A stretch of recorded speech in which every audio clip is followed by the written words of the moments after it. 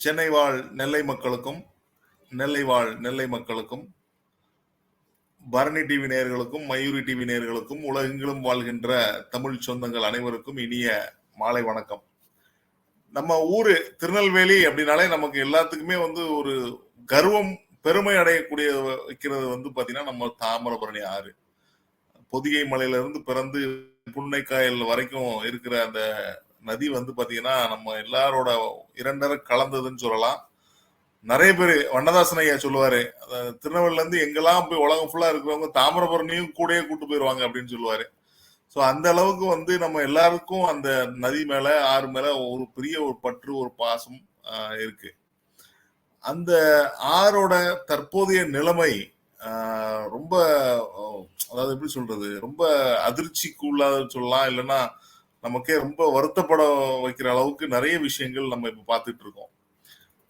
அதாவது நிறைய கழிவுகள் கலக்குது, சாக்கடை கழிவுகள் அப்படின்னு, ஆலைகள்ல இருந்து வர கழிவுகள் அப்படின்னு நிறைய விஷயங்கள் நடந்துகிட்டு இருக்கு. அது போக நிறைய தன்னார்வ தொண்டு நிறுவனங்களா இருக்கட்டும், இல்ல குறிப்பா பாதுகாக்கக்கூடிய தாமிரபரணிய பாதுகாவலர்களா இருக்கக்கூடிய முக்கியமான இருக்காங்க நிறைய பேர். அவங்க நிறைய விஷயங்கள் முன்னெடுத்து பண்ணிட்டு இருக்காங்க. அத அவங்க மூலியமா தான் அரசுக்கோ இல்லைன்னா நம்ம ஊடகத்துக்கோ அது தெரிய வருது. ஸோ அது நிறைய சட்ட போராட்டங்கள், நிறைய விஷயங்கள் இதுல நடந்துட்டு இருக்க நம்ம பாக்குறோம். ஸோ அந்த வகையில இன்னைக்கு இந்த நிகழ்ச்சி என்ன பேச போகுது அப்படின்னா, தாமிரபரணியோட காவலர், பாதுகாவலர்ல இருக்கக்கூடிய ஒரு சில நல்ல உள்ளங்களை அவங்க கூட நம்ம கலந்துரையாடி, இது வரைக்கும் என்னென்ன நடந்துட்டு இருக்கு, இந்த ஆறு ஏன் இப்படி ஆயிட்டு இருக்கு, நான் அப்படி செழிப்போட நம்ம ஓடிட்டு இருந்த நதி இன்னைக்கு அங்கங்க சாக்கடையோட கழிவுகளோட இருக்கிறதுக்கு என்ன காரணங்கள், அதுக்கான என்ன தீர்வுகள், அதை பத்தி நம்ம இன்னைக்கு உரையாட போறோம். இதுல குறிப்பா இன்னைக்கு முதல்ல நம்ம உரையாட போறது யாருன்னு பாத்தீங்கன்னா, எழுத்தாளரும் வரலாற்று ஆய்வாளருமா இருக்கக்கூடிய திரு முத்தாலங்குறிச்சி காமராஜ் அவர்கள். அவர்களை பத்தி சொல்லணும் அப்படின்னா நிறைய சொல்லலாம். அதாவது ஆதிச்சநல்லூர் அப்படின்னா அவர் ஒரு பேர் நமக்கு ஞாபகம் வரும்.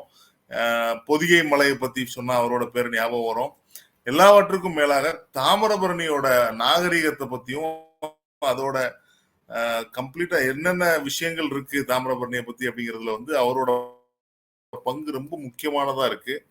ஸோ அவர் திருநெல்வேலி, தூத்துக்குடி மாவட்டங்களின் ஒரு ஒரு குறிப்பிடத்தக்க ஒரு ஆளுமையா இங்க உள்ள கலெக்டர், ஏன்னா அவர் இருக்கிறது ஏறக்குறைய அந்த ரெண்டு மாவட்டங்களோட பார்டர்னு சொல்லலாம்.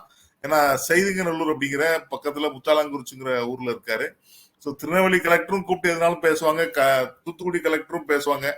அதுபோக தூத்துக்குடி எம்பி கூட பேசிட்டு இருப்பாரு.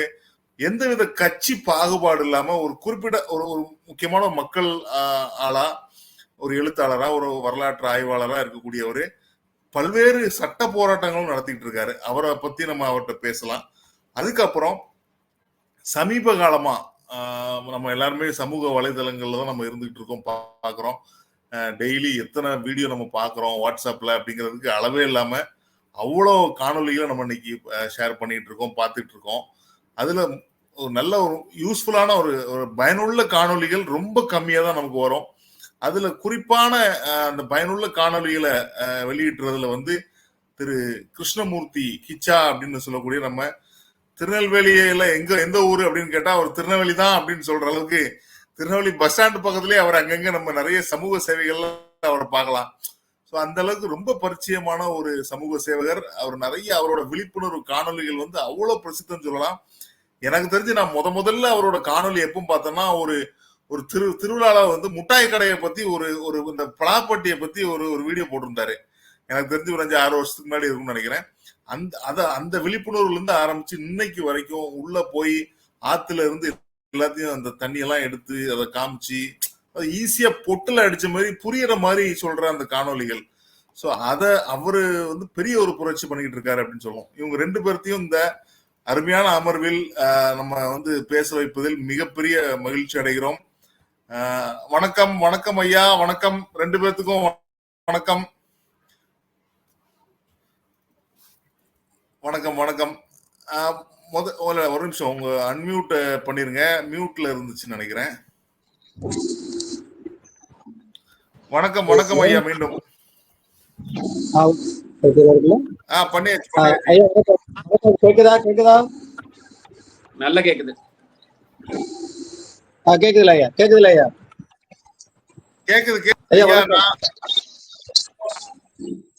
கேக்குது. நான் அதான் உங்களை பத்தி முத்தாலங்குறிச்சி ஐயா பத்தி பேசிட்டு இருக்கும்போது சொன்னேன், 2 மாவட்டத்துக்கும், அதாவது ஒருங்கிணைந்த நெல்லை மாவட்டத்தோட முக்கியமான ஆளுமை நீங்க அப்படின்னு சொன்னேன். சோ உங்ககிட்ட நிறைய விஷயங்கள் கேட்கணும். முதல்ல வந்து இந்த தாமிரபரணி வந்து மாசுபடுதலை பத்தி முதல்ல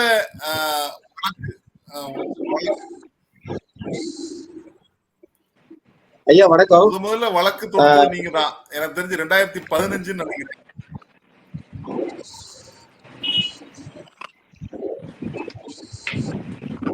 சொல்லுங்க ஐயா.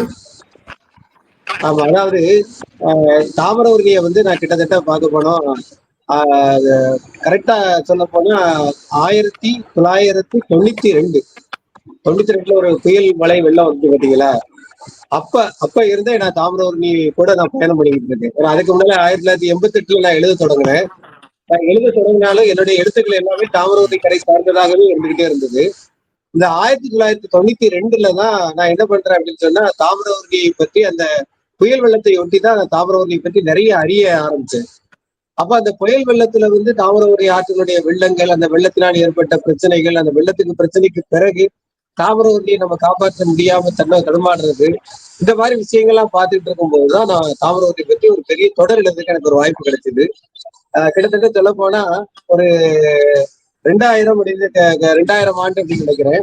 அந்த நேரம் வந்து நம்மளுடைய தமிழ் முரசு அப்படிங்கக்கூடிய பத்திரிகையில வந்து நான் முதல்ல ஒரு தொடர் எழுத ஆரம்பிச்சேன். நதிக்கரை ஓரத்து அற்புதங்கள் அப்படின்னு தொடர் எழுத ஆரம்பிச்சேன்.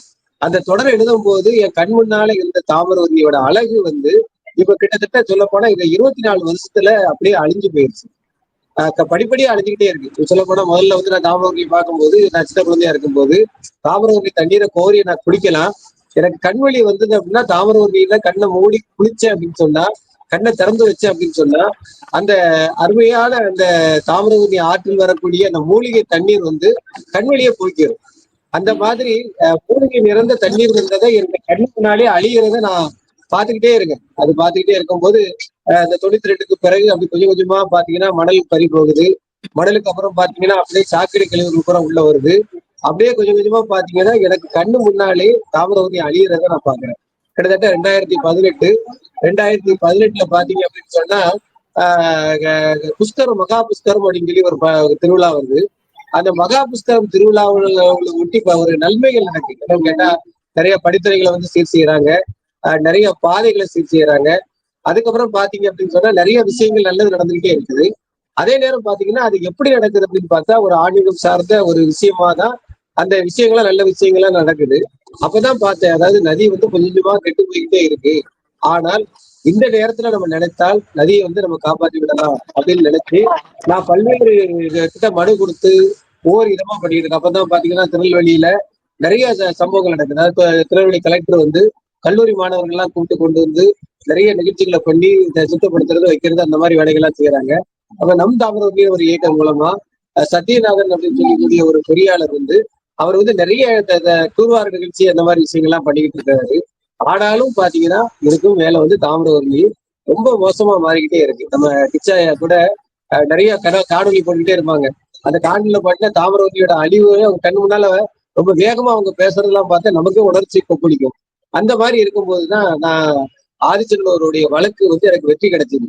அதாவது ஒரு ஹைகோர்ட்ல போய் ஒரு வெற்றி முதல்ல கிடைச்சி ஒரு நம்ம உலக தமிழர்கள் மத்தியில தமிழருடைய நாகரிகத்தை நிலைநிறுத்தும் விதமா நமக்கு வந்து ஒரு சைட் மியூசியம் கிடைச்சது. அதோட மட்டும் இல்லாம இது வந்து மத்திய அரசு நமக்கு இந்தியாவிலேயே முதல் சைட் மியூசியத்தை ஆதிச்சநல்லூர்ல கொடுத்துச்சு.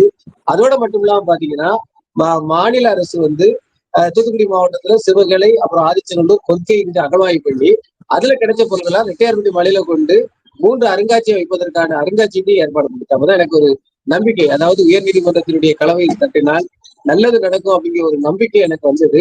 அந்த வந்த காரணத்தினாலதான் நான் 2018 ஒரு வழக்கு தொடர்ந்தேன். என்னுடைய வழக்கு சாரம்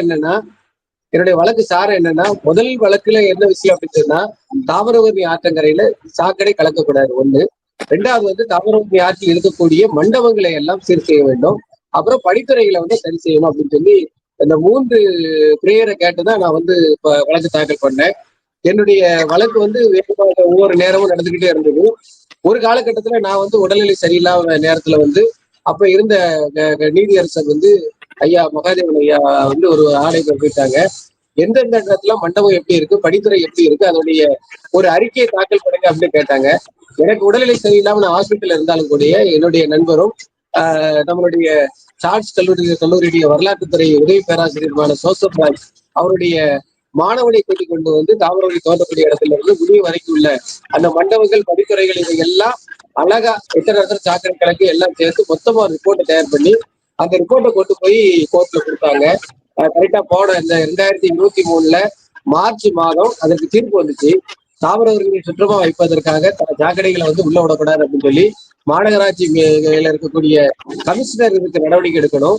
அதே மாதிரி தாமிரபரணி ஆற்றங்கரையில் இருக்கக்கூடிய பேரூராட்சியை சேர்ந்த பேரூராட்சி நிர்வாக அலுவலர் அதுக்கும் அவர்களும் இருப்பது நடவடிக்கை எடுக்கணும் அப்படின்னு தீர்ப்பு வழங்கினாங்க. அதே மாதிரி அறநிலைத்துறை சார்பா அந்த படித்துறைகளையும் அப்புறம் மண்டபங்களையும் சீரமைக்க கணக்கெடுத்து அதை சீரமைக்க வேண்டும் அப்படின்னு சொல்லி தீர்ப்பு வழங்கிட்டாங்க. இந்த தீர்ப்பு வழங்கிய பிறகு அரசு அதிகாரிகிட்ட இருந்து எந்த ஒரு ஏற்பாடும் சரியா நடக்கல. ஆனா அறநிலைத்துறையினர் வந்து எத்தனை இடத்துல மண்டபங்கள் இருக்கு, எத்தனை இடத்துல படித்துறை இருக்கு அப்படின்னு கணக்கிட்டு இருந்தாங்க. இதற்கிடையில நம்மளுடைய நீதியரசர்கள் GR சாமிநாதன் ஐயாவும் புகழேந்தி ஐயாவும் திரும்ப இந்த வழக்கை எடுத்து இந்த வழக்குல வந்து நீங்க என்னெல்லாம் பண்ணிருக்கீங்க அப்படின்னு சொல்லி அரசு அதிகாரிகிட்ட கேட்கும் போது அவங்க வந்து சரியான பதில்கள் எதுவும் சொல்லவில்லை. அதனால என்ன பண்ணாங்கன்னா கடந்த 24ஆம் தேதி இந்த வழக்கு வந்தது. இந்த வழக்குல வந்து நீங்க இப்படிலாம் பண்ணக்கூடாது, இது தவறுதலான ஒரு செயல். அதனால 2 நாள்ல வந்து இந்த வழக்குக்கு சம்பந்தப்பட்ட பொதுப்பணித்துறை அதிகாரி முதன்மை பொறியாளர் அதிகாரி வந்து என்கிட்ட வந்து ஆஜராகணும் அப்படின்னு சொல்லி சொன்னாங்க. அது மட்டும் இல்லாம எங்க கிட்ட என்ன சொன்னாங்கன்னா மனுதாரர் வந்து இப்ப சமீபத்துல சாக்கடை எங்கெல்லாம் கலக்குது அப்படிங்கிறத வந்து ஒரு ரிப்போர்ட் தயார் பண்ணி கொடுங்க அப்படின்னாங்க. நாங்க ஒரே நாள் ஒரு டீம் தயார் பண்ணோம். குறிப்பா சொல்லணும் அப்படின்னு சொன்னா அம்பாசமுத்திரம் பகுதியில இருந்து கூடலரசன், அப்புறம் பாத்தீங்க அப்படின்னு சொன்னா முக்கூடல இருந்து முருகேசன், அப்புறம் வந்து நம்மோடு இணைப்பில் இருக்கக்கூடிய நம்ம கிருஷ்ணகுமார் ஐயா, அப்புறம் பாத்தீங்கன்னா நம்மளுடைய அடுத்த இணைப்புல வரக்கூடிய சுரேஷ் அஸ்வின் அவருடைய நண்பர்கள், அதோடு மட்டும் இல்லாம சிறுவைகுண்டத்துல இருந்து சித்திரைகள், அப்புறம் ஹரி தாமோதரன், அப்புறம் காந்தி காமராஜ், இவங்க எல்லாம் ஒரு டீமா ஒர்க் பண்ணி ஒரே நாள்ல புகைப்படம் மூலமா எங்கெல்லாம் சாக்கடை கலக்குது அப்படின்னு சொல்லி நாங்க தாமிரபரணியில பாபநாசத்துல இருந்து குன்னக்காயல் வரைக்கும் புகைப்படத்தை எடுத்து அந்த இரவோடு இரவா அதற்குரிய வேலைகளை எல்லாம் பார்த்து அதையெல்லாம் கொடுத்து எங்களுடைய வழக்கறிஞர் டாக்டர் அழகுமணி மூலமா நாங்க கோர்ட்ல கொண்டு ஒப்படைச்சிட்டோம். அங்க வந்து அதிகாரிகள் கிட்ட எங்களுடைய நீதியரசரை கேட்ட கேள்வி ஒரே ஒரு கேள்விதான். சாக்கடை கலப்பதை வந்து நான் மார்ச் மாசமே தீர்ப்பு கொடுத்துருக்கேன். ஆனா நீங்க ரொம்ப அலட்சியமா இருக்கீங்க. இப்படி சாக்கடை உங்க வீட்டுக்குள்ள கலந்தா எப்படி இருக்கும்? இந்த புகைப்படத்தை பாருங்க. அந்த புகைப்படத்துல சாக்கடை எப்படி இருக்கு? ஒரு கையை வந்து கிருஷ்ணமூர்த்தி ஐயா கிருஷ்ணகுமார் ஐயா முக்கிய அந்த கையை காட்டியிருந்தாங்க. அந்த புகைப்படத்தை வச்சிருந்தோம். இந்த பாருங்க கையை முக்கினா கூட புகைப்படத்துல இப்படி சாக்கடையா இருக்கக்கூடிய இந்த தண்ணியா நம்ம குடிக்க முடியுமா அப்படின்னு சொல்லி அவங்க கேள்வி கேட்டு எங்களுக்கு மனச்சாட்சியே உங்களுக்கு இல்லையா அப்படின்னு சொல்லி ரொம்ப வேகமாக பேசினார்கள். அதோட மட்டும் இல்லாம வர்ற திங்கட்கிழமை நீங்க இதுக்கு சரியான ஒரு இதை வந்து நீங்க கொண்டு செயல்படுத்த இல்லைன்னா உங்க மேல வந்து கோர்ட் அவமதி, அதாவது நீதிமன்ற அவமதி வழக்கு தொடருவோம் அப்படிங்கிற மாதிரி அவங்க வந்து தெரிவிச்சாங்க. உண்மையிலே இது சந்தோஷமா இருக்கு. தாமிரபரணி தாய் வந்து கொஞ்ச நாளைக்கு முன்னால பாத்தீங்க அப்படின்னு சொன்னா தானே ஒரு வெள்ளத்தை ஏற்படுத்தினாங்க. டிசம்பர் 6ஆம் தேதிக்கு மேல தானே ஒரு வெள்ளத்தை ஏற்படுத்தினாங்க. அந்த வெள்ளம் வந்து பாத்தீங்க அப்படின்னா காற்று அடிக்கல, புயல் அடிக்கல, நிறைய தண்ணீர் வந்து கூட அங்க வந்து நமக்கு வந்து உயிர் பலி அப்படிங்கிறது வந்து ரொம்ப குறைவு. கரைகள் உடைக்கப்பட்டது, ரோடுகள் உடைக்கப்பட்டது, எல்லாம் உடைக்கப்பட்டது, நிறைய நஷ்டம்லாம் வந்தது. ஆனா உயிர் பலி வந்து நம்மளுடைய தாய் வந்து எடுத்துக்கல, குறைவா தான் எடுத்துக்கிட்டா. அந்த வெள்ளத்திற்கு வந்து நிறைய உயிர் பலி போயிருக்கணும். ஆனா நமக்கு அப்படி ஆகல. ஆனால் அந்த தாய் என்ன சொல்லிட்டு போனா, என்னை நானே சுத்தப்படுத்திக்கிட்டேன். என்னுடைய சாக்கடைகளை, என்னுடைய அமளை செடிகளை, என் கூட நீங்க என்னத்தெல்லாம் போட்டீங்களா, பிளாஸ்டிக் குப்பை எல்லாத்தையும் நான் சுத்தப்படுத்திக்கிட்டேன். ஆனா நீங்க இனிமேல் சுத்தமா இருந்துக்கிட்டுங்க அப்படின்னு சொல்லி நமக்கு அறிவுறுத்திட்டு போனாங்க. ஆனா நம்ம யாருமே கேட்கல. இப்போ வந்து நீதியரசர்கள் மூலமா திரும்பவும் அறிவுறுத்துறாங்க. இந்த நீதியரசர்கள் மூலமா திரும்ப அறிவுறுத்தி நீங்க இந்த கோர்ட் வழக்கு மூலமா இப்ப அறிவுறுத்துறது என்ன அப்படின்னு சொன்னா, இந்த நதி வந்து கிட்டத்தட்ட நம்ம குடிநீருக்காக எத்தனை பேருக்கு நம்ம குடிச்சுட்டு இருக்கோம் தண்ணி. இந்த குடிக்கிற தண்ணீரை குடிக்கிற நம்ம சுட வச்சு குடிக்கணுமா? இந்த தண்ணீர் வந்து நமக்கு வந்து வரப்பிரசாதமா கிடைக்கிறது. குவைத் போன்ற, சவுதி அரேபியா போன்ற நாடுகள்ல தண்ணீர் இல்லை. அவங்க தண்ணீரை வந்து கடல் நீரை சுத்திகரிச்சு தண்ணீரை எடுத்துக்கிட்டு இருக்கிறாங்க. ஆனா நமக்கு இயற்கையாவே தாமிரபரணி வந்து தண்ணீரை தருது. அந்த தந்த தண்ணீரை நம்ம இப்படி அழிக்கலாமா அப்படின்னு சொல்லி அவங்க கேள்வி கேட்கறது வந்து உண்மையிலேயே ஒரு நியாயமான விஷயம் தான். அதோட மட்டும் இல்லாம 1000 லிட்டருக்கு ₹1.50 சொல்லி நம்ம தண்ணீரை வந்து விற்பனை பண்ணியிருக்கோம். குறிப்பா வந்து புதிய தலைமுறையுடைய நிருபராக இருக்கக்கூடிய மருது பாண்டியன் அவர்கள் வந்து அவருடைய வந்து இந்த ஒரு மனு தாக்கல் செய்து அவர் வந்து தகவல் உரிமை சட்டம் மூலமா வாங்கும் போது பாத்தீங்கன்னா கிட்டத்தட்ட 26 கோடி நமக்கு வந்து வரி பாக்கி, அதாவது தண்ணீர் பாக்கி இருக்கு. ஒரு குறிப்பிட்ட நம்ம வீட்டுல வந்து கரண்ட் வந்து 15ஆம் தேதியில கெட்டல அப்படின்னு சொன்னா கரண்ட குடிங்கிருக்காங்க. ஆனா ஒரு 26 கோடி ரூபாய் வரி பாக்கி வச்சிருக்கக்கூடிய கம்பெனிக்கு இன்னும் தண்ணி கொடுத்துட்டு இருக்காங்க. அதோட மட்டும் இல்லாம அந்த 26 கோடி ரூபாவை வசூல் செஞ்சா கூட இன்னைக்கு வந்து இந்த தாமிரபரணியில வந்து சாக்கடை இல்லாத ஒரு நதியை ஆக்கிடலாம். இப்போ ஒரு 17 இடத்துலதான் நாங்க மாநகராட்சியில வந்து நாங்க சாக்கடையை விடுறோம் அப்படின்னு சொல்றாங்க. அந்த 17 இடத்துல ஒரு சுத்திகரிப்பு மாதிரி பண்ணி அதுல கிடைக்கக்கூடிய தண்ணி நம்ம ஏற்கனவே நம்ம நெல்லையோட நம்முடைய நெல்லை வாழ் சென்னை சென்னை வாழ் நெல்லை மக்கள் சங்கத்தின் சார்பாக நமக்கு ஒரு விருது கொடுத்தாங்க, நெல்லை ரத்னா விருது கொடுத்தாங்க. அந்த நெல்லை ரத்னா விருதுல வந்து நம்ம சங்கரன் கோயிலை சேர்ந்த லட்சுமணன் ஐயான்னு ஒரு ஐயாவை நம்ம பார்த்தோம். அவங்களுக்கு அந்த இடத்துல விருது கொடுத்தாங்க. அந்த ஐயா சொன்ன ஒரே ஒரு விசேஷம் என்னன்னா, நான் வந்து சாக்கடை தண்ணீரை பூரா நான் வந்து சுத்திகரிச்சு அதை நல்ல தண்ணியா மாத்திடுவேன் அப்படின்னு சொன்னாங்க. அப்ப அந்த மாதிரி அவங்க உள்ள மாதிரி ஆட்கள் கூட எல்லாம் இந்த தண்ணீரை வந்து நம்ம கொடுத்தா குறைந்த செலவுல அவங்க வந்து நமக்கு சுத்திகரிச்சு அதை வந்து மர வளர்ப்பதற்கு பயன்படுத்திட்டு அதுல இருந்து உரத்தையும் எடுத்துட்டு நல்ல தண்ணீரை மட்டும் நம்ம தாமிரவரியில விட்டோம் அப்படின்னு சொன்னா தாமிரவரி நிச்சயம் சுத்தமாயிரும். சின்ன நதி தான். சொல்ல போல பாபநாசத்துல இருந்து கிட்டத்தட்ட நம்ம ஆத்தூர் வரைக்கும் தான் நம்ம பார்க்கணும் அந்த நதியை. அந்த நதி வழியை பார்த்தோம் அப்படின்னா கிட்டத்தட்ட ஒரு 50-55 கிலோமீட்டர் தூரம் தான் அதோடைய நேர்போக்குல அது இருக்கும். மொத்தம் 75 கிலோமீட்டரா இருந்தாலும் அந்த 55 கிலோமீட்டர் தான் நேர்போக்குல இருக்கும். அந்த 55 கிலோமீட்டர்லயும் அணைக்கட்டுகள் வந்து கிட்டத்தட்ட அணைக்கட்டுகள் பகுதியிலாம் நம்ம ஒண்ணுமே செய்ய வேண்டிய அவசியம் இருக்காது. தண்ணி அதுல வந்து சாக்கடை கலக்கிற இடங்கள் வந்து ரொம்ப குறைவா தான் இருக்கு. அந்த இடங்களை மட்டும் நம்ம வந்து இப்ப சரி பண்ணிட்டோம்னா நிச்சயம் வந்து சாக்கடை இல்லாத ஒரு நதியா மாத்திடலாம். அதோட மட்டும் இல்லாம இப்ப வந்து நம்ம வந்து கலிடக்குறிச்சி பகுதியில் உள்ள நதி சாக்கடை போறோம், நம்ம வந்து கடிதம் கால்வாயில விடுதோம். அதே மாதிரி நதியுனி கால்வாயில வந்து நம்ம அம்பாசாந்தரம் பகுதியில் உள்ள சாக்கடை எல்லாம் விடுதோம். இதோட பாத்தீங்கன்னா பாளையம் கால்வாயில பாத்தீங்கன்னா நம்ம முருகங்குறிச்சி, மேலப்பாளையம், பாளையங்கோட்டை அந்த கழிவுகளை முறை கொண்டு விடுதோம். அதே மாதிரி திருநெல்வேலி டவுன்ல சுத்தமல்லி கால்வாயில் வரக்கூடிய அந்த வாய்க்கால்ல நம்ம அந்த பகுதியில் உள்ள எல்லாத்தையும் விடுதோம். இதுல வேற இன்னொரு விஷயம், பெரிய விஷயம் என்னன்னா திருநெல்வேலி கால்வாய் சுத்தமா ஓடுது. அது வந்து கோடகன் கால்வாய் சொல்லக்கூடிய அந்த அரியநாயபுரத்துல இருந்து வரக்கூடிய கால்வாய் வந்து சுத்தமா ஓடி வருது. அந்த சுத்தமா ஓடி வர கால்வாயிலையும் நம்ம வந்து பாதாள சாக்கடை அப்படிங்கிற முறையில சாக்கடையை போட்டு அந்த சாக்கடையை சுத்திகரிக்காம அந்த கால்வாயில கொண்டு விட்டுருந்தோம். ராமியன்பட்டி அப்படிங்கிற இடத்துல பாத்தீங்க அப்படின்னு சொன்னா பச்சை பச்சைன்னு கலர்ல அந்த சாக்கடை பூரா கிட்டத்தட்ட அங்க ஒரு 12 குளத்தை வந்து சாக்கடையாவே நிறைச்சு சிவலப்பேரியில வந்து சேர்ந்துருது. இப்ப சிவலப்பேரியில வந்து சேர்ந்த பிறகு பாத்தீங்க அப்படின்னு சொன்னா அதுக்கப்புறம் அங்க இருந்து பார்த்தா ஒரு 70 உரை கிணறு, குறிப்பா விருதுநகர் காரியாப்பட்டிக்கு அங்க இருந்தா தண்ணி போகுது. தூத்துக்குடியில் இருக்கக்கூடிய 4 பைப் லைன் அந்த வழிதான் போகுது.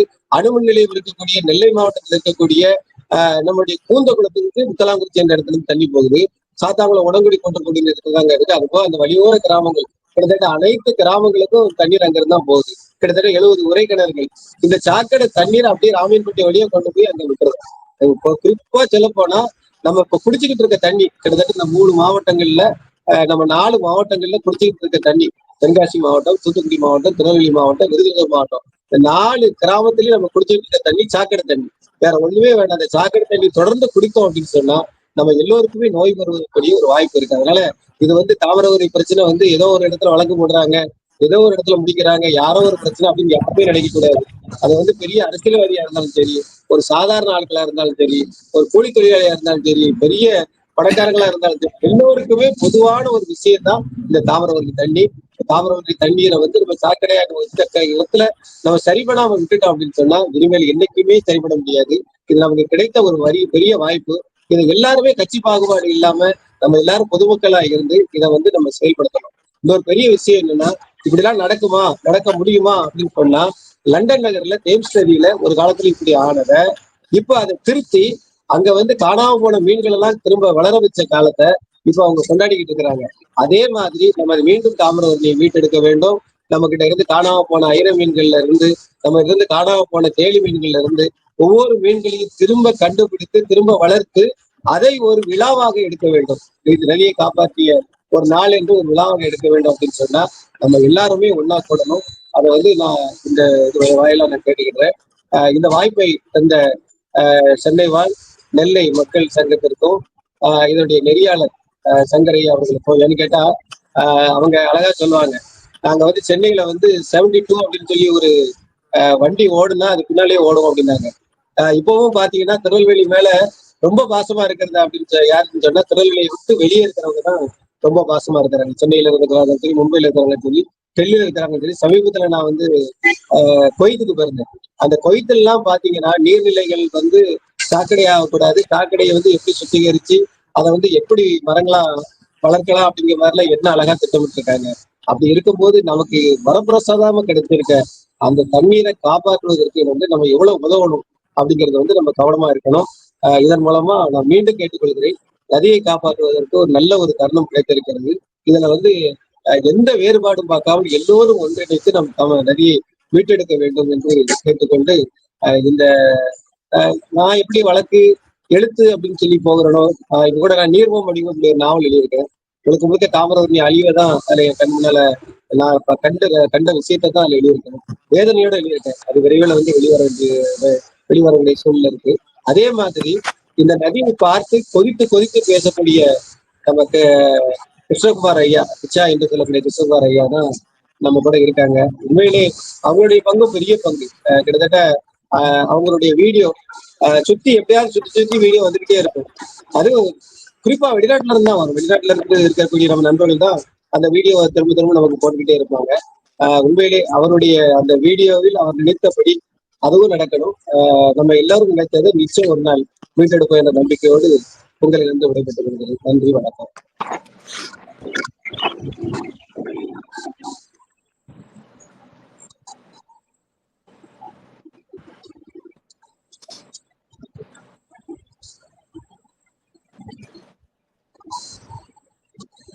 அது வரும் வருயா.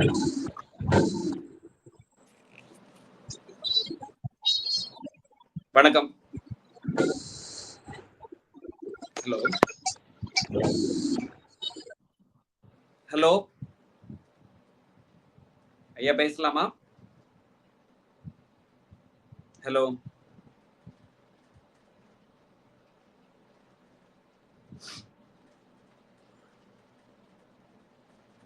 ஹலோ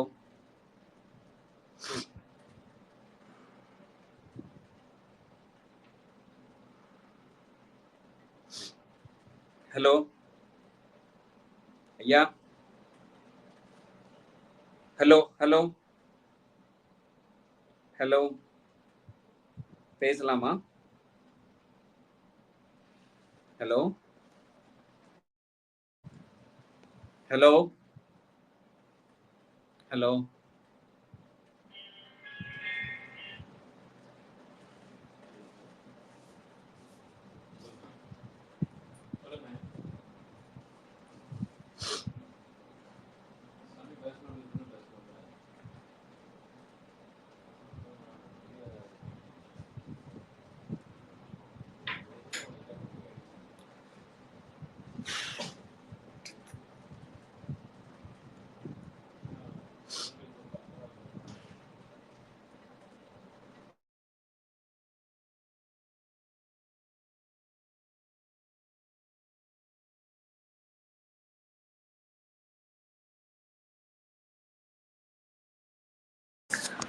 வணக்கம். நான் கிருஷ்ணகுமார் பேசுறேன்.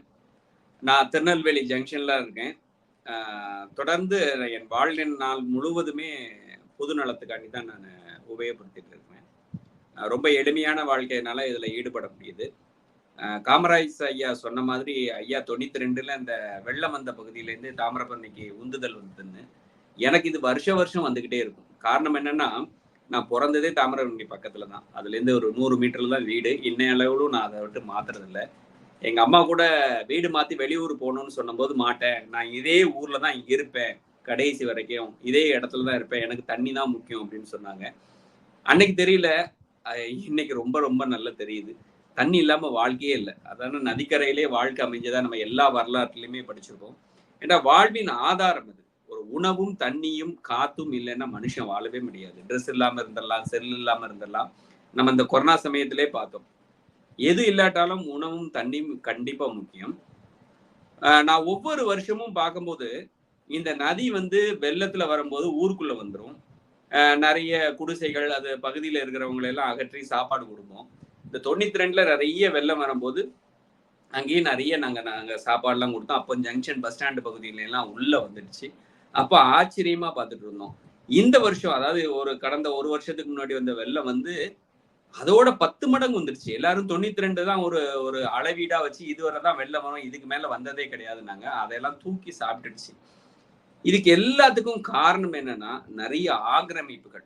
அதாவது அரசு விதிக்கு உட்பட்டு நம்ம தாமிரபரணியோட நீளம் அகலத்தை பார்த்தேன்னா நிறைய ஆக்கிரமிப்புகள் இருக்குது. ஆக்கிரமிப்புனா பெரிய கோட்டை சுவர் கட்டியோ ஒரு சின்னது இல்லை, ஒரு சின்ன ஆக்கிரமிப்பு கூட நதியினோட ஓட்டத்தை மாட்டி வெள்ளத்தை அந்த ஊருக்குள்ள வர வச்சிடும். இன்னைக்கு நிறைய பகுதியில ஏன் வெள்ளம் வந்துச்சு அப்படின்னா, நிறைய வெள்ளம் வரும்போது அந்த வெள்ள நீர்கள்லாம் வடிஞ்சு ஊருக்குள்ள இருந்து வடிஞ்சு தாமிரபரணியில போனா போயிரும். ஆனா அது போகல, அந்த வழிப்பாதைகள் எல்லாம் அடைக்கப்பட்டுட்டு அப்படின்னா சாக்கடைகளா மாறிட்டுனா அது வந்து தாமிரபரணிக்குள்ள போகாது, ஊருக்குள்ள ஃபுல்லா சுத்திரும். அது மட்டும் இல்லாம இந்த வட்டம் தாமிரபரணியில ஏகப்பட்ட வெள்ளப்பெருக்கு இருந்ததுனால அது திருப்பி உள்ள அந்த ஊருக்குள்ளேயும் வந்துருச்சு. இப்படி நிறைய பாதிப்புகளை ஏற்படுத்துகிற இந்த நதி சம்பந்தமா வந்து நிறைய பதிவுகளை போட்டேன். காரணம் என்னன்னா, இந்த நதி இல்லைன்னா மனுஷன் வாழவே முடியாது திருநெல்வேலியில, இல்ல உலகத்துல எங்கேயுமே. ஏண்டா நதி முக்கியம்.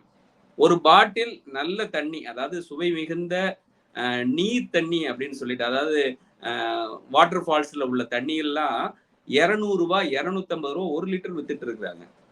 ஏன்டா அதுல அத்தகைய மினரல்ஸ் விட்டமின்ஸ் இருக்குன்னு. ஆனா திருநெல்வேலி தாமிரபரணியில நீங்க சொல்லவே வேண்டாம். ஏன் தென் பகுதியில உள்ளவங்க சரியான அறிவோட இருக்கிறாங்க. இப்போ உங்க அம்மா அப்பா உங்களுக்கு எவ்வளவு முக்கியம், உங்க முகத்துக்கும் உங்களோட உருவ அமைப்புக்கும் உங்களோட பேச்சுக்கும் உங்களோட தன்மைக்கும் எப்படி உங்க அம்மா அப்பா ரொம்ப முக்கியமோ, அதை போல பூலோக ரீதியில இந்த தாமிரபரணி வந்து இந்த 4 மாவட்டத்தில் உள்ள மக்களுடைய உருவம், அதே போல கேரக்டர், அதே போல உடல் அமைப்பு, கலர் அமைப்பு எல்லாத்துக்கும் முக்கியமா இருக்குது. அப்படிப்பட்ட தண்ணி கடந்த ஒரு 30-40 ஆண்டுகளாக சாக்கடைகளாக பெருகிடுச்சு. இதை பார்க்க ரொம்ப கஷ்டமா இருந்தது. நான் வந்து பாபநாசத்துல இருந்து திருநெல்வேலி, ஆத்தூர், தூத்துக்குடி வர எல்லா பகுதியில உள்ள நதி பக்கத்திலையும் அதே போல உள்ள கால்வாய், சேனல்னு சொல்லக்கூடிய கால்வாய்களையும் போய் பார்க்கும்போது ஒவ்வொரு இடத்திலையும் ஒவ்வொரு வீட்லையும் கூட்டாக தெருக்களில் வரும் சாக்கடைகளாகட்டும், அல்லது பாதாள சாக்கடைகளின் மொத்த தொகுப்பாகட்டும், அல்லது தனி மனுஷன் வீட்டுல இருந்து வர்ற சாக்கடைகளாகட்டும், அதே போல பெரிய பெரிய நிறுவனங்கள்ல இருந்து வர சாக்கடைகளாகட்டும், எல்லாமே இதுல போய் கலந்துட்டு. இதை நான் நேரடியில பார்த்தேன். இப்ப நான் பாக்குறேன், இது எப்படி எல்லாருக்கும் தெரிவிக்க, எல்லாருக்கும் அவங்க பகுதியில எப்படி சாக்கடை கலக்குன்னு தெரியும். அப்போ பெருவாரியாக இங்க சாக்கடை கலக்கப்படுறதுனால பெரு அசுத்தம் நடக்குன்னு தெரியும்னா வீடியோ பதிவுகளை நிறைய போடுறேன். நான் எதுலையுமே மிகைப்படுத்தாம இங்க இது இருக்கு, இதுக்கு இந்த துறை வந்து சம்பந்தப்பட்டிருக்கு அப்படின்னு நேரடியாக சொல்கிறேன். அப்போ வந்து நிறைய நண்பர்கள் சிலர் வந்து அதுல குப்பையை எடுக்க முயற்சி பண்ணி உதவுறாங்க, சிலர் வந்து சங்கங்கள் அமைத்து வாரம் ஒரு முறை கிளீன் பண்றாங்க, சிலர் வந்து வழக்குகளை போட்டு அதை சந்திச்சு அதை மீட்டெடுக்க நினைக்கிறாங்க. நான் அந்த வழக்குகளை பார்க்கும்போது என்ன நடக்குன்னா, அந்த வழக்குகளை எந்த வழக்குமே அரசு வந்து பெரிதாக செவி சாய்ச்சிட முடியாதுன்னு எனக்கு ஒரு நம்பிக்கை இருக்கு. காரணம் என்னன்னா, காவேரி பிரச்சனையா இருக்கட்டும், உங்களுக்கு தெரியும், எந்த இதுலயுமே அரசு வந்து முடியாது. ஏன்னா பெரிய இங்க ஒரு திட்டம் வந்து அசுத்தமாய் இருக்குது.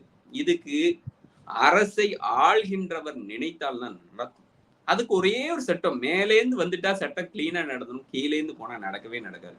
அதனால சின்ன மாநகராட்சியின் செய்த தவறுகளையோ ஆட்சி மன்றங்கள் செய்த தவறுகளையோ நாம் சுட்டிக்காட்டி மேலேந்து சட்டசபையில இது எதிர் ஒழிக்கணும். எல்லா கட்சிகளும் பேசணும், எதிர்கட்சி பேசணும், ஆளுங்கட்சி பேசணும், சின்ன கட்சிகள் பேசணும். அதுதான் எனக்கு ரொம்ப முக்கியமானது. ஒவ்வொருடைய தேர்தல் அறிக்கையிலும் இந்த தாமிரபரணியோட முக்கியத்துவம் கண்டிப்பாக இடம்பெறணும். இதை உடனே சுத்தம் செய்ய பார்க்கணும், இல்லைன்னா அழிஞ்சிடும். அதுக்காண்டிதான் முயற்சி செஞ்சுட்டு இருக்கோம். ஒரு 3000-4000 வருஷம் வந்த நதிய ஒரு 50 வருஷத்துல சாக்கடையா மாத்திட்டோம்னா நம்ம எவ்வளவு பெரிய திறமசாலை. அப்போ இது எவ்வளவு வேகமா போயிட்டு இருக்குன்னு பாருங்க. அது மட்டும் இல்லாம இன்னைக்கு ஒவ்வொரு வீட்லயும் 2000 to 3000 ரூபாய் கேன் வாட்டர் குடிக்கணும். ஏன் ஊர்ல சொந்த ஊர்ல தாமிரபரணி வச்சுட்டு எதுக்கு கேன் வாட்டர் குடிக்கணும்? காரணம் என்னன்னா, இது சுத்தம் இல்ல. இதை வச்சு பெரிய அரசியலே நடக்குது, அதை நாம் தெரிந்து கொள்ள வேண்டும். இதை வச்சு பெரிய பொருளாதார கஷ்டம் நடந்துட்டு இருக்கு மக்களுக்கு. ஒரு பாக்கெட்ல இருந்து 2000 ரூபாய் திருடுனா என்ன, அவனுக்குள்ளேயே நதியை எடுக்க வைக்காம அவனுக்கு ஒரு வியாபாரத்தை ஊத்தி 2000 ரூபாயை வாங்கினா என்ன? ரெண்டும் ஒண்ணு தானே. அவங்க கையில இருந்து 2000 ரூபாய் வாங்குறோம், இதானே உண்மை.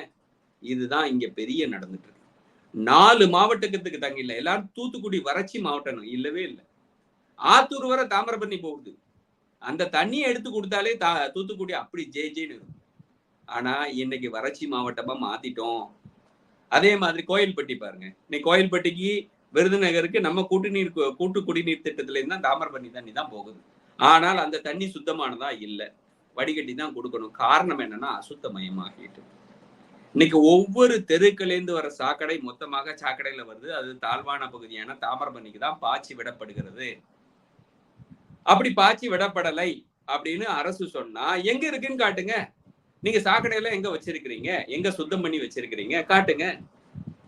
இந்த ஊரோட மொத்த தொகுதியோட சாக்கடை இருக்கா? இல்லை. அரசு அதான் கேக்குறோம். அப்ப சாக்கடைய உங்களுக்கு யார் விட அனுமதித்தார்? இப்போ நம்ம வீட்டுடைய வாசல் படியிலேருந்து தாண்டினா மாநகராட்சி கேட்கறது, நீ ஏன் படியை தாண்டி நீ கட்டி இருக்கிற, தவறான விஷயம்னு சொல்லுகிறது. நம்ம ஒரு சாக்கடை இன்னொரு வீட்டு பக்கத்துலன்னா அவர் வழக்கு போடுகிறார். அப்போ இந்த நதிக்கு தண்ணியை கொண்டு இதை யார் கேட்பான்? பொதுமக்கள் கேட்கறது இல்லை. ஏன்டா அவங்களுக்கு பெரிய கஷ்டம் இருக்கு. காலையில 8 மணிக்கு எந்திரிச்சா நைட்டு 8 மணி வரை 10 மணி வரை வேலைகள் இருக்குது. அதனால சில அன்பர்கள் பிரியப்பட்டு இது மேல ஆர்வப்பட்டு தான் பண்ணுவாங்க. அதை நம்ம ஊக்குவிக்கணும். அதனால தாமிரபரணிக்கு யாரெல்லாம் போராடுறாலோ அவர்களுக்கு உண்டான தேவைகளை செஞ்சு கண்டிப்பா சக்சஸ் பண்ண வைக்கணும். இப்ப இதோட அடுத்த முயற்சியா நம்ம தாமிரபரணியில எங்கெங்க தவறுகள் நடக்குது, எங்கெங்க சாக்கடைகள் கலக்குது, எங்கெங்க பிரச்சனைகள் நடக்குதுன்னு நம்ம சொல்றோம். அடுத்தது இது அரசியல் முயற்சியாக எப்படி கொண்டு போய் இதை வெற்றியடையதுக்கானே எதிர்கட்சி, அதாவது பாட்டாளி மக்கள் கட்சி வந்தாங்க, அவங்கள்ட்ட நம்ம பேசியிருக்கிறோம். எந்த கட்சியும் கிடையாது. அதே போல பாரதிய ஜனதா கட்சி இருந்த அண்ணாமலைகிட்ட இதை பத்தி அறிக்கை கொடுத்திருக்கிறோம். அதே போல எல்லா கட்சியிலையும் கொடுக்க முனைந்து கொண்டு இருக்கிறோம். இந்த வீடியோ பதிவு எல்லாருமே பார்த்திருக்காங்க. நம்ம திருநெல்வேலியில் உள்ளவங்க மட்டும் இல்ல, உலகமெங்கு இருக்கு திருநெல்வேலியில. அதே போல தமிழ்நாட்டில் உள்ள தண்ணி பிரியர்கள் யாரெல்லாம் தண்ணியை பத்தி பாக்குறாங்களோ, திருநெல்வேலியை பத்தி பாக்குறாங்களோ எல்லாருமே பார்த்திருக்கிறாங்க. ஆனால் நடவடிக்கை என்பது ரொம்ப சொற்பமா இருக்கு, குறைவா இருக்கு. பாருங்க, ஒரு வழக்கு போட்டு உண்மை சொல்லி உண்மைக்கு அத்தாட்சியும் கொடுத்து இன்னும் நேர்லயே போய் ஆஜராகல. நம்ம என்ன செய்ய? இது எந்த நிலைமைக்கு போயிட்டு இருக்குது இந்த அரசு? அவருக்கு வேலை பெற இருந்தாலும் இது ஒரு 60 லட்சம் மக்களின் உயிர்ப்பாடுன்னு நினைச்சான்னா இதுக்கு ஒரு தீர்வு எடுக்க எல்லாரும் முன்னுருவாங்க. இதுல ஒண்ணு இப்ப இருக்கிற கலெக்டரோ இப்ப இருக்க கமிஷனரோ இதுக்கு காரணம் இல்லையே. இது தொடர்ச்சியாக நடந்து வந்துட்டு இருக்கு. நம்ம எந்த தனிப்பட்ட மனுஷன் மேலேயும் குற்றம் சொல்ல, ஒரு சிஸ்டம் தப்பா இருக்குது. இந்த சிஸ்டத்தை நம்ம சரி செஞ்சிட்டோம்னா பல லட்சம் மக்கள் இருக்கணும். என்னோட ஆசை என்னன்னா, என்னோட சர்டிபிகேட் நான் உழைக்கிறதுக்கு என்ன வெகுமதி, எல்லாருக்கும் ஒரு வெகுமதியோட தான் ஓடுவாங்க. என்னோட வெகுமதி என்னன்னா, நான் உழைச்சி என் பேரப்பிள்ளை தண்ணி குடிச்சான்னு வச்சுக்கோங்க, அதுதான் எனக்கு சர்டிபிகேட். அது மட்டும் இல்லாம உங்க பேரப்பிள்ளை எல்லாம் தண்ணி குடிச்சா அது எனக்கு புண்ணியம். இந்த 2 விஷயம் தான். வேற ஒண்ணுமே எனக்கு கிடைக்க போறதில்ல. இந்த தாமிரபரணிக்காண்டி உழைச்சவங்களுக்கு கிடைக்க போறதே இல்லை. பல பேர்கிட்ட பகைதான் கிடைக்க போகுது. அது எங்களுக்கு நல்லா தெரிஞ்சாலும் நான் முன்னிட்டு வரல, இந்த தண்ணியை குடிச்சு வரலைன்னா முடியாது. நான் இன்னைக்கு காலையில வர நான் தாமிரபரணி தண்ணியில தான் குளிச்சுட்டு இருக்கேன். ஒவ்வொரு வருஷம் வெள்ளம் வரும்போது அதை காப்பாத்துறதுக்காண்டி நான் எல்லாருக்கும் செயல்படுறேன். ஒவ்வொரு வருஷமும் தாமிரபரணியில துன்பம் நடக்கும்போது அதை நான் சுட்டி காட்டுகிறேன். நானும் ஒவ்வொரு வழியா இதே மாதிரி போய் கம்ப்ளைண்ட் கொடுத்திருக்கேன், கலெக்டர் ஆபீஸ்ல கம்ப்ளைண்ட் கொடுத்திருக்கிறேன். எல்லாம் மாமை போல ஊறுகிறது. எல்லாருக்கும் உண்மை தெரியணும். அதே மாதிரி சுத்தம் செய்தேன்னு என்ன செய்தாங்கன்னு உனக்கு தெரியணும். நீங்க யூடியூப்ல போய் பாத்தீங்கன்னா இந்த கலெக்டர் எல்லாருமே நான் தாமிரபரணி சுத்தம் பண்ண திட்டம் பண்ணி விட்டேன்னு சொல்லிட்டு 10 to 100 இடங்களில சுத்தம் பண்றாங்க. முதல் நாளே பொக்லைன் லாரி எல்லாம் வச்சு சுத்தம் பண்ணிட்டு மறுநாள் மாணவர்களை விட்டு தொப்பி போட்டு புது ட்ரெஸ் போட்டு நீங்களாம் கிளீன் பண்ணுங்கன்னா பேப்பர்ல எல்லா இடத்துலயும் விளம்புறது தாமிரபரணி சுத்தமாகிறது, சுத்தம் செய்கிறோம். மறுநாள் இதுல உழைச்சவங்களுக்கு எல்லாம் ஒரு சீல்டு. இப்படி யாரை ஏமாத்துகிறார்கள்னு எனக்கு தெரியல. சாக்கடைகள் அடைக்கப்பட வேண்டும், ஆக்கிரமிப்புகள் அகற்றப்பட வேண்டும். அரசு விதிக்கு உட்பட்டு தாமிரபரணிக்கு நீளம் அளவுகளை புதிய டிஜிட்டல் முறையில யார் வேணா பார்க்கணும். டிஜிட்டல் முறையில தொட்டுட்டா தாமிரபரணி எவ்வளவு நீளம் இருக்கு, அது உள்ள யாராவது ஆக்கிரமிப்பு பண்ணா ஈஸியா தெரியணும். அதோட அகல நீளத்தை எல்லாமே இன்டர்நெட்ல பொது வழியில வைக்கணும். எப்பவுமே பொது வழியில வச்சாதான் திருடம் வரமாட்டான். அதனால தாமிரபரணி தண்ணீருடைய மொத்த நீள அளவுகளை அளந்து அதனுடைய எங்கெல்லாம் ஆக்கிரமிப்பு இருக்குதோ அதை அகற்றணும். அது டிஜிட்டல் முறையில உடனே செய்யணும். இது செய்ய முடியுமா? செஞ்சிருக்கோமான்னா செஞ்சிருக்கிறோம். இப்போ வந்து நாகர்கோயில்ல ஒரு நதிக்காண்டி ஃபுல்லுமே செஞ்சு கலெக்டர்கிட்ட கொடுத்தாங்க. நானும் போயிருந்தேன். அப்போ நம்ம தாமிரபரணி குழுல இருக்கிற ஒருத்தங்க தான் வந்தது. அது சூப்பரா செஞ்சிருந்தாங்க. அதாவது அந்த நதியோட அளவுகள் எவ்வளவு இருக்குது, அதோட நீள அகலத்துல வந்து ஏதாவது ஆக்கிரமிப்புகள் இருக்குதா எல்லாம் ஆய்வு செய்து ஒரு புத்தகமாக கலெக்டர்கிட்ட சமர்ப்பிச்சிருக்காங்க. நடைபெறலாம். அதே மாதிரி எங்கெல்லாம் சாக்கடைகள் வருது, எங்கெல்லாம் வந்து அரசு துறையில ஆக்கிரமிப்பு நடந்திருக்கு, எங்கெல்லாம் புதிதாக யாராவது வீடு கட்டியிருக்காங்களா, பில்டிங் கட்டியிருக்காங்களா, அல்லது அந்த நதியின் ஓட்டத்துல இருக்கிற ஏதாவது மாற்றத்தை ஏற்படுத்தி இருக்கிறார்களா, இதெல்லாம் பார்த்து அப்புறப்படுத்தணும். இது ஒரு நாள் வேலையோ அல்லது ஒருத்தர் வந்து வழக்குல செய்யற முடிவோ அல்லது ஒரு சாக்கடையை அடைத்து 4 குழிகளை தோண்டி அதுல சாக்கடையை விட்டு இதுல இந்த செல்ல வர தண்ணி சுத்தமாயிடுன்னு சொல்லி ஒரு பொய் கணக்கை காட்டுவதனால இல்லை. இது ஒரு தரவான, அதாவது முழுமையான ஆய்வு செய்து அறிக்கை பண்ணணும். அதுக்கு முதல் விஷயம் வந்து இதுல டிஜிட்டல் சர்வே எடுக்கணும். முதல்ல வீட்டு நீளம் அகலம் தெரிஞ்சாதான் அந்த வீட்டை வந்து இடிக்கணுமா, ரிப்பேர் பண்ணணுமா, அதாவது சரி செய்ய வேண்டுமான்னு பார்க்கணும். அதனால முதல்ல நதியினுடைய நீள அகலத்தில் ஏதேனும் குறைபாடுகள் ஆக்கிரமிப்பு இருக்கான்னு டிஜிட்டல் சர்வே பண்ணி அதற்கு பின்பாக அடுத்த நடவடிக்கைகள் எடுக்கணும். அதற்கு நேர் ஈடாக உடனே தாமிரபரணி திட்டத்துல வந்து ஆத்து பக்கத்திலேயே வந்து சுத்தம் பண்ணது வரக்கூடாது. திருப்பி இவங்க என்ன செய்யறாங்கன்னா, நதி ஓடுற வழியிலேயே அந்த சாக்கடையை சுத்திகரிக்காண்டி ஒரு 4-5 தொட்டிகளை ஏற்படுத்தி அதுல பெரிய கல்லு, கருங்கல்கள், சின்ன கருங்கல்கள், மண்ணை கொட்டி அந்த பெரிய கற்களுடைய தண்ணி வர சொல்லி அந்த மண்ணூடி வர சொன்னா சுத்தம் செய்யறன்னு ஒரு சின்ன விளையாட்டுத்தனமான விஷயங்களை செய்கிறார்கள். இதுக்கு உடனே வெளிநாடுகள்ல தேம்ஸ் நதியில இதே மாதிரி பண்ணி சுத்தம் பண்ணியிருக்காங்க பாரிஸ் நகரத்துல. அதே மாதிரி வெளிநாடுகள்ல வேற எதுவும் புதுமையான திட்டங்கள் இருக்கிறதா அப்படின்னு பார்க்கணும். இன்னொன்னு, ஒரு சரியான பாதாள சாக்கடை திட்டம் நம்ம ஊர்ல கிடையாது. ஒரு ஏரியால இருந்தா ஒரு ஏரியால இருக்க மாட்டேங்குது. ஒரு ஏரியால வந்தா இன்னொரு ஏரியால ஆத்துக்குள்ளதான் தண்ணீர் போகுது. அது மட்டும் இல்லாம தண்ணீர் தாழ்வாக இருக்கிற பகுதியில புறம்போக்குல ஆக்கிரமிப்பு செய்த மக்களுக்கு வந்து சரியான இடம் கொடுக்காதனால அவங்க போறது இல்லை, அதை ஆய்வு பண்றது இல்லை. அவங்க எல்லாருமே தாமிரபரணிய ஒரு கக்கூசா தான் பயன்படுத்திட்டு இருக்காங்க. இது நேரடியா எல்லா ஊர்லயும் நடக்குது. நீங்க தாமிரபரணி நினைக்க பாபநாசத்துல இருந்து திருநெல்வேலி வரை பாத்தீங்கன்னா அதோட மணல்ல நடக்க முடியாத அளவுக்கு எல்லாருமே கக்கூசா தான் பயன்படுத்திட்டு இருக்கிறாங்க. இது ஒரு வேதனை தருமான விஷயம். இது யாரும் பேச மாட்டாங்க. நான் ஏன் பேசாம இருக்கணும்? இது ஏன் நான் யாரு எங்க அம்மா மாதிரி நான் கண்டிப்பா பேசிதான் ஆகணும். யாராவது இதுக்கு வந்து பூனைக்கு மணி கட்டித்தான் ஆகணும். அதனால கழிவறைகளை, பொது கழிவறைகளை அகலப்படுத்தணும், அதிகப்படுத்தணும். இது ஊருக்குள்ளே இருக்குது. இப்ப திருநெல்வேலி ஜங்ஷன்ல போனா பொது கழிப்பிடமே இல்லை, டவுன் பகுதிகளில் இல்லை. இது என்ன செய்யறாங்க மாவட்ட நிர்வாகம், என்ன செய்யுதுன்னே தெரியல. அதனால தாமிரபரணியை சுத்தம் பண்ணதுக்கு நிறைய பிரச்சனைகள் இருக்கு. அதாவது பொது கழிப்பிடங்கள் நிறைய பேர் அதை யூஸ் பண்ணாங்க, அதை தடுக்கணும். சாக்கடைகளை கலப்பதை தடுக்க வேண்டும்.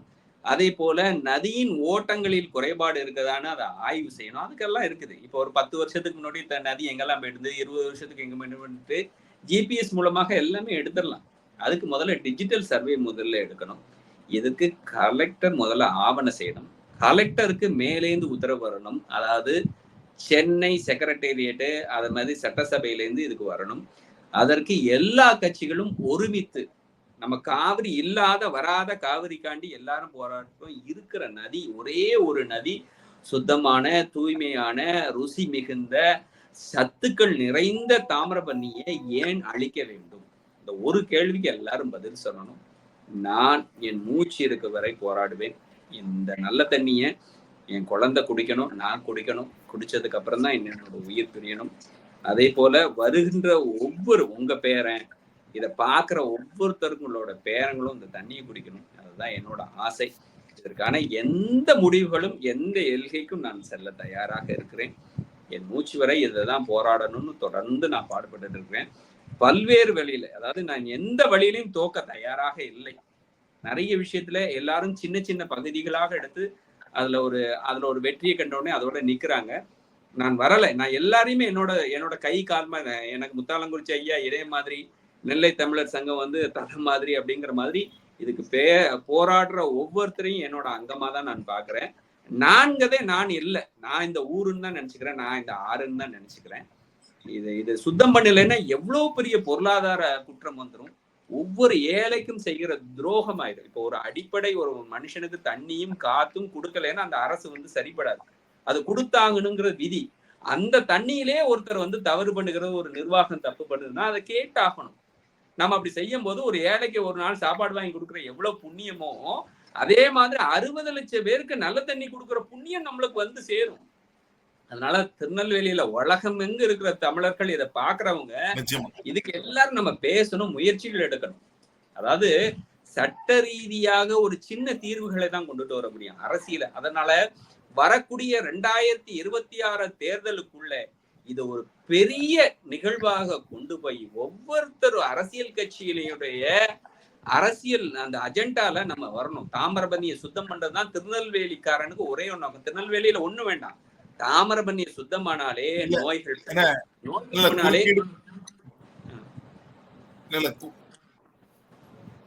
சொல்லுங்க. இல்ல குறுக்கீடுக்கு மன்னிக்கணும். கடந்த தேர்தலில் கூட முக்கியமான கட்சிகள் வந்து தாமிரபரணி நதி சுத்தப்படுத்தப்படும் எல்லாம் சொன்னாங்க, வாக்குறுதியில இருந்தது. பட் இன்னும் ஸ்ட்ராங்கா இருக்கணும்னு நீங்க சொல்ல வரீங்க. ரெண்டாவது, நம்ம நீங்க சொன்ன விஷயங்கள் எல்லாமே வந்து ரொம்ப முக்கியமானது. அதாவது கழிவறை வசதி எல்லாம் இல்ல இந்த காலத்துல. நம்ம டிஜிட்டல் யுகம், ஸ்மார்ட் சிட்டி, எல்லாமே சொல்றோம்.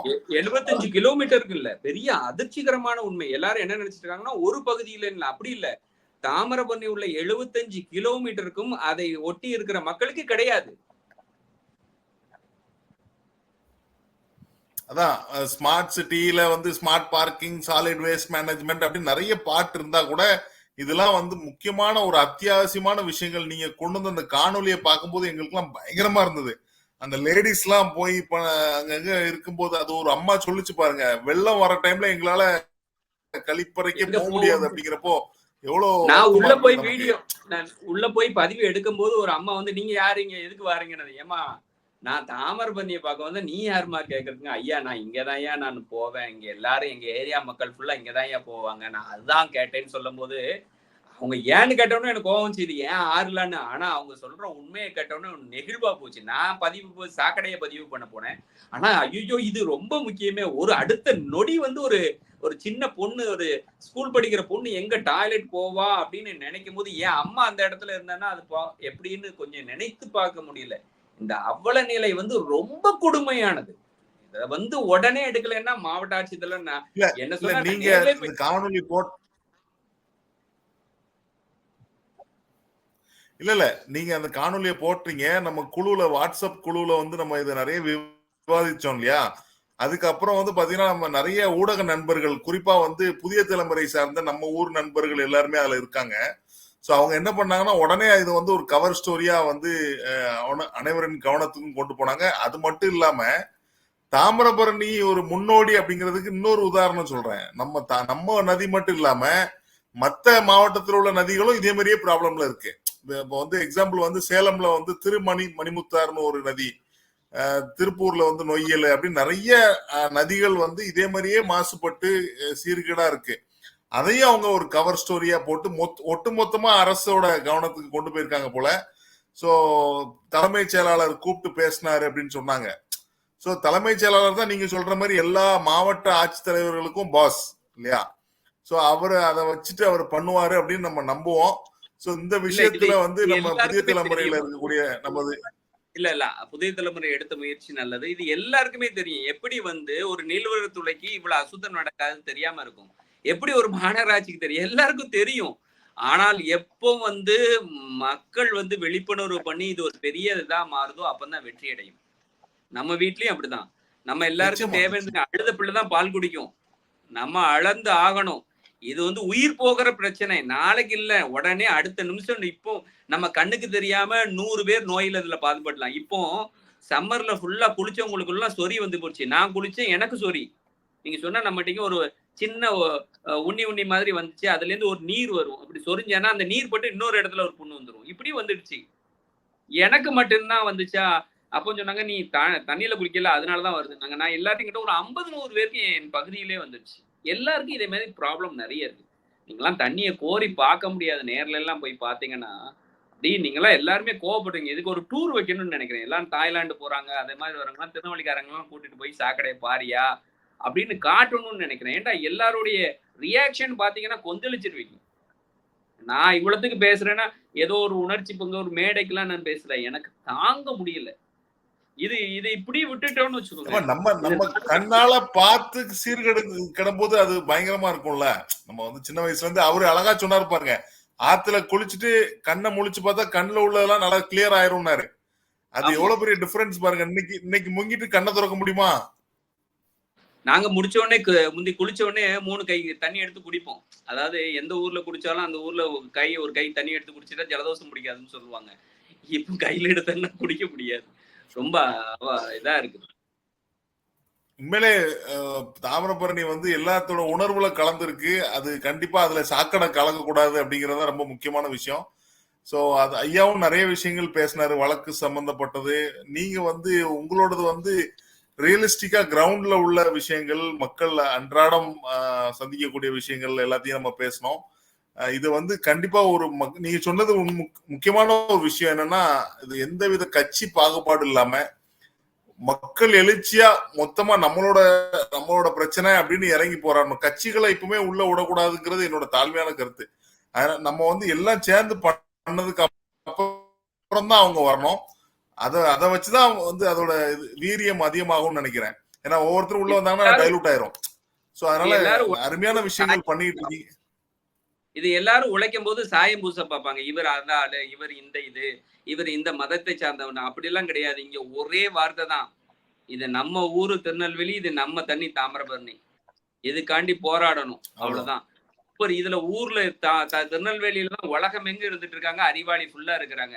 அவ்வளவு யூடியூப் சேனல்லையும், அவ்வளவு இன்ஸ்டாகிராம்லயும், அவ்வளவு பேஸ்புக்லயும் நம்மளோட பேச்சு வரணும். நீங்க இந்த பேச்சை நிறைய பேருக்கு கொடுங்க.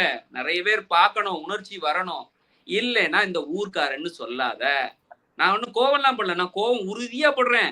நீ ஏன்னா நீ இந்த ஊர்க்காரன்னு சொல்லாத. நாளைக்கு நீ இந்த ஊர்ல தாமிரம் இல்லைன்னா நீ இந்த ஊரே இல்லையே. உன் அப்பா அம்மா இல்லைன்னா உன் வீடு நீ அந்த ஊர்ல இல்லைன்னா நீ அந்த ஊர்க்காரனே இல்லையே. இந்த தாமிரபரணியே இல்ல இன்னும் 10 வருஷத்துல எல்லாம் அழிச்சிட்டாங்கன்னா நீ என்ன ஊர்க்காரன்னு சொல்ல முடியும்? அதனால இந்த ஊருக்கு நீ எப்படினாலும் திருப்பி வந்துதான் ஆகணும். இங்க பார்த்துதான் ஆகணும். அம்மா அப்பாவை பார்த்துதான் ஆகணும். தயவு செய்து அதுக்கு எல்லாரும் எல்லா சேனல்லையும் தினமும் ஒரு 10 நிமிஷம் கொடுங்க போதும். அல்லது தாமிரபரணி பத்தி ஏதாவது வந்துன்னா ஷேர் பண்ணுங்க. ஒரு 1000 பேருக்கு ஷேர் பண்ணுங்க. உங்களுக்கு தெரிந்த முக்கியமான அரசு அதிகாரிகள், அரசியல்வாதி நீங்க சொன்னா நம்ப மாட்டீங்க. நம்ம போட்ட வீடியோல திருநெல்வேலியிலே கட்சிக்காரங்க இன்னைக்கு ஒரு பெரிய கட்சிக்காரங்க போய் அந்த இடத்த ஆய்வு பண்ணியிருக்காங்க.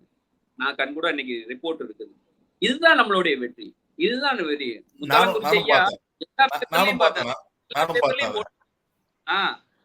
எனக்கு இதுதான் பெரிய வெற்றி. நான் வந்து அங்க போய் எடுக்கும் போதெல்லாம் எனக்கு பிரச்சனை. ஒரு திருப்ப வந்து என்ன இதெல்லாம் பண்ணாங்க. நிறைய நடக்கும். நிறைய மைனஸ். நான் தான் சொல்றேன். நான் என் உயிரை கொடுக்க கூட தயாரா என்ன வேணா நடக்கணும். ஆனால் இது நடந்தாகணும். நடந்த என்னை வச்சுனாலும் நீங்க பண்ணி வாங்கணும். என் தியாகி ஆகினா என்ன பொய்க்கலாம் சொல்ல. நீங்க வந்து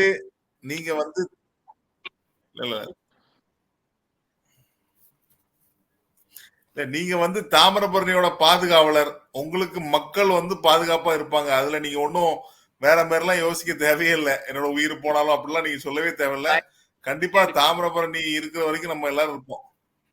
கண்டிப்பா அது இருக்கணும். ரொம்ப அருமையான உங்க நேரத்துக்கு நன்றி. ரொம்ப அருமையா பேசுனீங்க. ரொம்ப அவரும் ஐயாவும் நல்லா பேசினாரு. நீங்களும் ரொம்ப உணர்வுபூர்வமான விஷயமா பாக்குறோம். எப்படி நீங்க சொன்னீங்க இல்லையா, எல்லாரும் எந்தவித சாதி மதம் அதான் ரொம்ப முக்கியம். உண்மையிலே நம்ம வந்து சென்னையில இருந்துட்டு எந்தவித ஜாதி மத அரசியல் இல்லாம ஒன்னா இருக்கிற மாதிரி ஊர்லயும் எல்லாரும் ஒரு அமைப்பா சேர்ந்து இது காமன் ஒரு ஒட்டுமொத்த எல்லாத்துக்குமான ஒரு விஷயம். அதை எல்லாரும் சேர்ந்து பண்ணணும் அப்படிங்கறதுதான் எங்களோட ஆசை. எங்களால முடிஞ்ச விஷயங்கள் அரசு ரீதியாகவும் சரி, ஊடக ரீதியாகவும். முத்தாலங்குறிச்சி ஐயா சொன்ன அன்னைக்கு எனக்கு ஒரு இறந்த வீடு, ரொம்ப சொந்தக்காரங்க வீடு, போக முடியாம நான் போகாம இருக்க முடியாது. இருந்த போதும் அது வெளியூர்ல கூட நான் அங்கேருந்து அவங்ககிட்ட எல்லாம் ஒண்ணு இல்லை, எனக்கு ரொம்ப முக்கியமானது அப்படின்னு சொல்லிட்டு இங்க வந்து அந்த புகைப்படத்தை எடுக்க அன்னைக்கு ஃபுல்லாமே செலவழிச்சோம். ஐயா வந்துருவியா வந்துருவியா, நான் வந்துருவேன் காரணத்தை சொன்னா வேண்டான்னு சொல்லுவாங்க. நம்மளுக்கு எது முக்கியம் அப்படின்னு சொல்லிட்டு அன்னைக்கு அந்த எல்லா இதையும் விட்டுட்டு தான் நான் வந்தேன். இன்னும் சொன்னா நான் அன்னைக்கு திதி வேற கொடுக்கணும். நான் அதையும் கொடுக்காம தான் என்னோட கடமைகள் இருந்தது. கடமைகள் ஃபுல்லா ரொம்ப முக்கியமான கடமைகள், தவிர்க்க முடியாத கடமைகள் இருந்தது. எல்லாத்தையும் விட்டுட்டு அன்னைக்கு அந்த போட்டோ எடுக்கலைன்னா மறுநாள் வந்து தீர்ப்பு வந்து மாறிடும். அதுலயும் என்னோட போட்டோ அந்த கையில அழுக்கு எடுத்து பார்த்ததுதான் நீதிபதி பார்த்து ரொம்ப வருத்தப்பட்டாருன்னு சொல்லும்போது எனக்கு அப்படியே ஐயோ நம்ம அது ஒரு முக்கியமான புள்ளி அப்படின்னு நினைக்கும் போது அதை எடுக்கலைன்னா என்ன ஆயிருக்கும் அப்படின்னு தான் நான் நினைச்சேன். அதனால ஒவ்வொருத்தருடைய பங்கும் இதுல ரொம்ப முக்கியம். யாருமே குறைஞ்சவன் கூடினவன் கிடையாது. நான் உழைச்சதுனால எனக்கு இன்னும் சிலை வைக்க போறது இல்லை. ஆனா நான் சொன்ன மாதிரி என் பிள்ளை குடிக்கும், உங்க பிள்ளை குடிக்கும், அவ்வளவுதான். இந்த இதுதான் நடக்க போகுது. அதனால இந்த உண்மையை புரிஞ்சுக்கிட்டு இல்ல லாபம் கிடையாது, நம்ம இந்த மண்ணுக்காண்டி இதை குடிச்சதுக்காண்டி செய்ய போறோம்னு எல்லாரும் இறங்கிட்டேன்னா எல்லாருமே தைரியமா ஷேர் பண்ணுவோம். இதுல ஏதோ ஒரு நோக்கம் உள்ளவன் தான் ஷேர் பண்ண மாட்டான். அதனால இந்த நோக்கத்தை குறைச்சிட்டு எல்லோரும் அன்போடு இது நம்ம ஊரு, நம்ம மீட்டெடுக்கணும்னு சொல்லிட்டு தண்ணியை மட்டும் இல்ல, நம்ம பழைய உறவுகளையும் பழைய அமைப்புகளையும் இந்த ஊரையும் எல்லாத்தையும் மீட்டெடுக்கணும். விடக்கூடாது. விட்டுட்டேன்னா எல்லாத்தையுமே அவரு அழகா சொன்னாரு பாருங்க. அந்த பழைய அந்த நெத்திலி மீனா என்ன மீன் சொன்னாரு? ஐர மீன். ஐர மீன்லாம் ஆத்துல புண்ணோட இறங்கணும்னா அப்படியே கொத கொத கொதன்னு குத்து கடிக்கும் இல்லையா, அதெல்லாம் திருப்பி வரணும் அப்படின்னாரு. சின்ன பிள்ளையில என் பொழுதுபோக்கே மீன். உண்மையிலே அது இதா இருந்தது எனக்கு. அதான் சின்ன பிள்ளையில என் பொழுதுபோக்கே மீன் பிடிக்கிறது தான். கெண்டை மீன், கண்ணாடி மீன், ஐர மீன் மீனே கிடையாது. ஐயா ஒரே நிமிஷம், நான் கொஞ்சம் வெளியே வந்துடுறேன். ஐயா ஒரே நிமிஷம், தூத்துக்குடி கலெக்டர் கூப்பிடுறாங்க, ஒரே நிமிஷம் அவங்களை கூப்பிடுறேன். ரொம்ப நன்றி. சரி சரி சரி ஐயா. அந்த மீனை பிடிச்சி ரொம்ப ரொம்ப நன்றி. எல்லாரும் நீங்க சொன்ன மாதிரி ஊர் கூடி தேர் இழுக்கணும் அப்படிங்கிறது தான் ரொம்ப முக்கியமான விஷயம். அதனால இதுக்கு அடுத்த கட்ட நடவடிக்கையில எல்லாரும் இணைந்து செய்வோம். இது ஒரு பெரிய. சரி, ரொம்ப நன்றி. உங்க நேரத்துக்கு ரொம்ப நன்றி. சூப்பர், ரொம்ப நன்றி எல்லாருக்கும். நிச்சயமா நிச்சயமா எல்லாத்துக்கும் நன்றி. சிறப்பான ஒரு விவாதமா நான் இதை பாக்குறேன். ஏன்னா வந்து உண்மையிலே மக்களுக்கு நல்ல விஷயமா, நம்ம நதியை மீட்டெடுக்கக்கூடிய ஒரு விஷயமா இது இந்த விவாதம் அமைஞ்சிருக்கு. கலந்து கொண்ட 2 சிறப்பு விருந்தினர்கள் மட்டும் இல்லாம தாமிரபரணியின் பாதுகாவலர்களுக்கும் மீண்டும் நன்றியை தெரிவித்துக் கொண்டு விடைபெறுகிறோம். நன்றி, வணக்கம்.